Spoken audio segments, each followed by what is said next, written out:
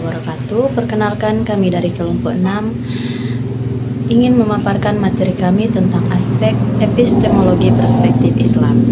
Adapun rumusan masalah tentang materi yang akan kami paparkan adalah sebagai berikut. Yang pertama, apa pengertian epistemologi? Kemudian yang kedua, bagaimana karakteristik dari epistemologi? Yang ketiga, apa saja aspek dalam epistemologi perspektif Islam? Yang keempat, bagaimana sumber pengetahuan Islam? Yang kelima, bagaimana prinsip dasar epistemologi Islam? Kemudian yang keenam, mengapa penting untuk memahami perbedaan antara epistemologi Islam dan epistemologi Barat?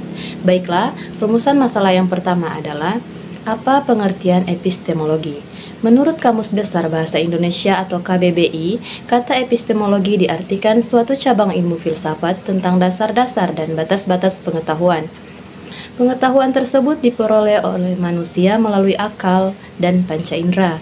Menurut tokoh ahli ilmu filsafat Abdul Munir Mulkan, mengatakan bahwa epistemologi adalah segala macam bentuk aktivitas dan pemikiran manusia yang selalu mempertanyakan dari asal muasal ilmu pengetahuan itu diperoleh.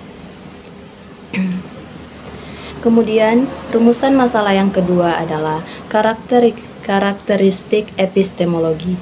Berdasarkan apa saja yang harus dipelajari dalam epistemologi, maka dirangkum karakteristiknya, yaitu pertama, epistemologi memiliki hubungan antara subjek dan objek penelitian. Terdapat serangkaian pertanyaan tentang bagaimana hubungan antara subjek dan objek penelitian dapat bereaksi terhadap kriteria kebenaran yang luas. Yang kedua, metode ilmiah dalam epistemologi ini digunakan untuk mengembangkan pengetahuan objektif dan untuk mempelajari lingkungan. Yang ketiga, epistemologi berfokus pada cara individu bertindak untuk mengembangkan struktur pengetahuan mereka.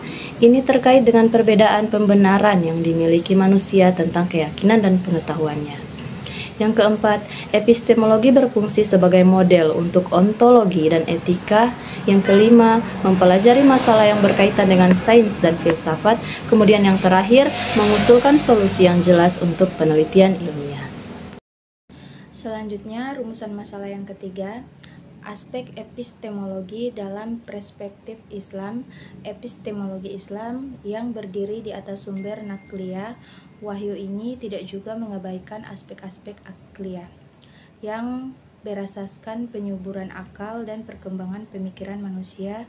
Perbincangan ilmu alam Islam merupakan suatu acuan yang selasa yang menggabungkan antara akidah, syariah, dan akhlak yang akhirnya membentuk acuan ilmu yang bersifat saintifik dan kemanusiaan seperti ilmu sains, teknologi, ekonomi, dan lainnya. Melalui konsep epistemologi, secara bahasa penjelasan tentang maksud dari istilah epistemologi itu merupakan suatu bagian dari perbincangan falsafah. Selain ontologi dan aksiologi, epistemologi telah berdiri dengan sendirinya dan menjadi ilmu cutusan sekaligus rujukan dari ilmu yang lain. Salah satu hal yang penting dalam pengembangan keilmuan adalah kajian tentang epistemologi, seperti ditulis ahli syariah.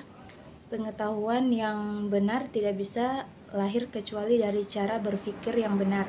Sedangkan cara berpikir yang benar itu sendirinya hanya bisa muncul dari epistemologi sebagian penyebab hidup matinya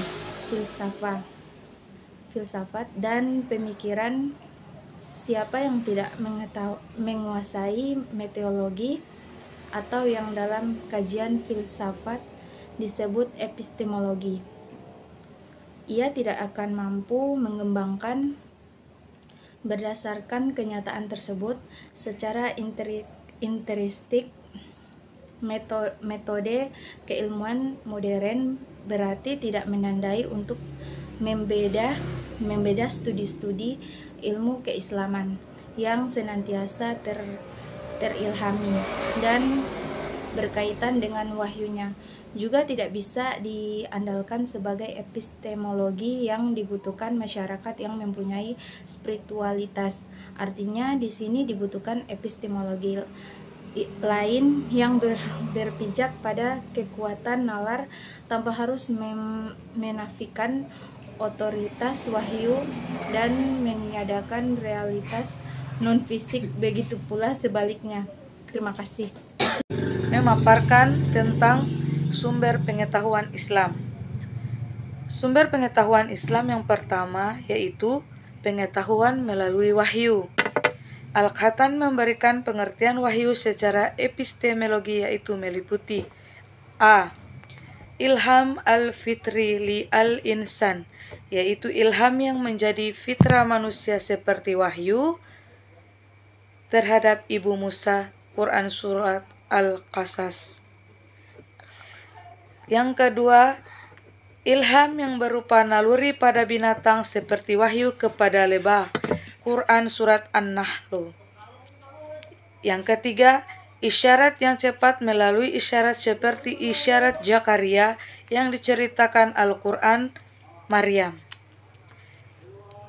Yang keempat, bisikan setan untuk menghias yang buruk agar tampak indah dalam diri manusia, Quran Surat Al-An'am. Dari penjelasan di atas menunjukkan bahwa Al-Quran yang berisi wahyu-wahyu, Allah Subhanahu wa Ta'ala memberikan pengertian secara epistemologi. Wahyu adalah membisikkan ke dalam sukma, mengilhamkan secara isyarat yang cepat, lebih dirahasiakan daripada ditepatkan. Kedua, pengetahuan melalui akal. Para ahli filsafat dan ahli kalam mengatakan akal adalah sebagai daya atau kekuatan untuk memperoleh pengetahuan. Daya yang membuat seseorang dapat membedakan antara dirinya dengan orang lain. Daya untuk mengabstrakkan atau menjadi tidak berwujud benda-benda yang ditangkap oleh panca indera manusia, dibedakan dengan hewan karena kecakapan mental yang tinggi yang tidak dimiliki hewan itu yaitu akal.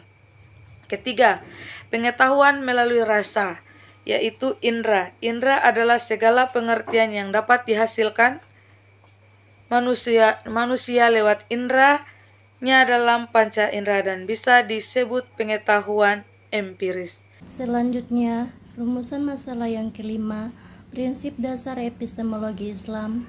Prinsip-prinsip dalam ajaran berfungsi sebagai sandaran untuk mengembangkan teori-teori dalam ajaran Islam yang bersumber pada Al-Quran dan Sunnah. Dalam kajian epistemologi Islam, dijumpai beberapa teori tentang kebenaran. Yang pertama, teori korespondensi. Menurut teori ini, suatu posisi atau pengertian itu benar adalah apabila terdapat suatu fakta persesuaian yang beralasan dengan realitas yang serasi dengan situasi aktual. Maka kebenaran adalah sesuai dengan fakta dan sesuatu yang selaras dengan situasi ini akal. Yang kedua, teori konsistensi. Menurut teori ini, kebenaran tidak dibentuk atas hubungan antara putusan atau judgment dengan suatu yang lain, yaitu fakta atau realitas, tetapi atas hubungan antara putusan-putusan itu sendiri. Yang ketiga, teori pragmatis. Teori ini mengemukakan benar tidaknya suatu ucapan dalil atau semata-mata tergantung kepada berfaedah tidaknya ucapan, dalil atau teori tersebut bagi manusia untuk berfaedah dalam kehidupannya. Rumusan masalah yang keenam, pentingnya mengetahui perbedaan epistemologi Islam dan Barat. Memahami perbedaan antara epistemologi Islam dan epistemologi Barat adalah pentingnya karena mengetahui cara kita memandang, memahami, dan berinteraksi dengan pengetahuan, pemikiran, dan dunia di sekitar kita. 1. Konteks budaya dan filosofi yang berbeda. 2. Pengaruh terhadap pendekatan pendidikan. 3. Dampak terhadap ilmu pengetahuan dan penelitian. 4. Revolusi konflik dan dialog antar budaya. 5. Persepsi terhadap kebenaran dan kepercayaan. 6. Pengaruh terhadap kebijakan dan praktik sosial. 7. Menghindari stereotip dan prejudis. Sekian dan terima kasih.